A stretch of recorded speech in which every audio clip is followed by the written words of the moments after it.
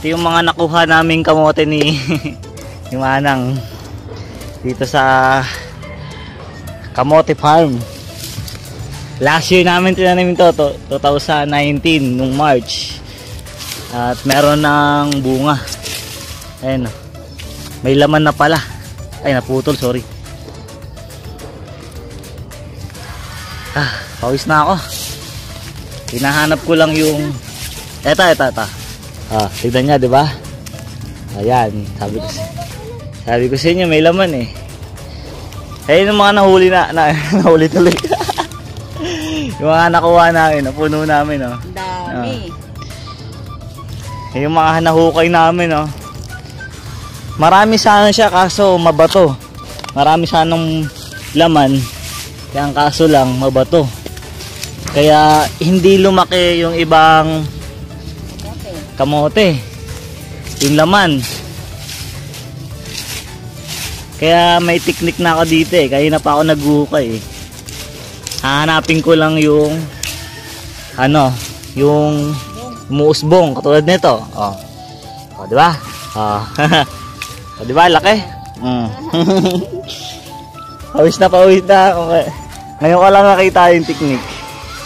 Dahil nga hindi siya malalim yung lupa, nasa ibabaw lang talaga.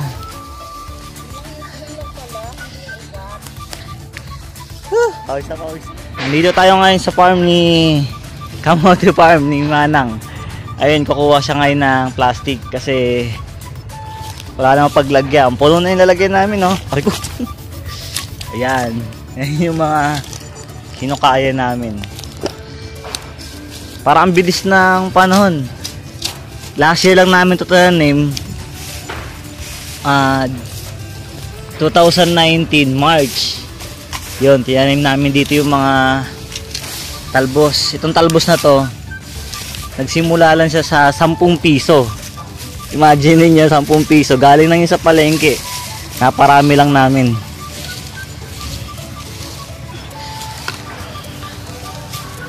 Alam, parang may laman to ah. Tignan natin kung may laman.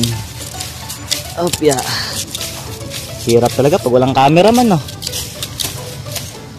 Dami na nga. Dala ka, gusto mo? Mamaya, sige, dadala ako. Dadalhin ko doon sa kabila. Sagit lang. Ito, parang meron dito, oh. Po. May pang meriendahan na nga. Tignan mo. Ay, ito, may laman, oh. Oh, di ba? Laki. Oh. Oh, laki. Oh, yun, oh. Nakalutang lang nga lang sila. Oh, ito po. Oh, sobrang laki, oh. Oh, guys. Nakakawili naman. Laki, oh. Oh, nang, oh. Ang laki niya, oh. Parang apo. Ay, saka may ano siya, oh. May kain ng, ano. Ay, di, tinamaan ko ng kutsilyo nang. Di, ano to? Nasaan? Yung parang kinain ng ulo. Nawiwili ako dito nang yung iba talaga mga bato lang. Ito sa part na to, semento na talaga dito. Dati ho kasi siyang junk shop. Ngayon, tinaniman namin siya ng kamote. Sige, tama na to. Okay. Yung nasa, abot niya. Isa na lang yung itak na. Maswerte yung itak ni Manang tignan yung mga hinukay namin, oh. Saktong pang exercise, oh. Dami, oh.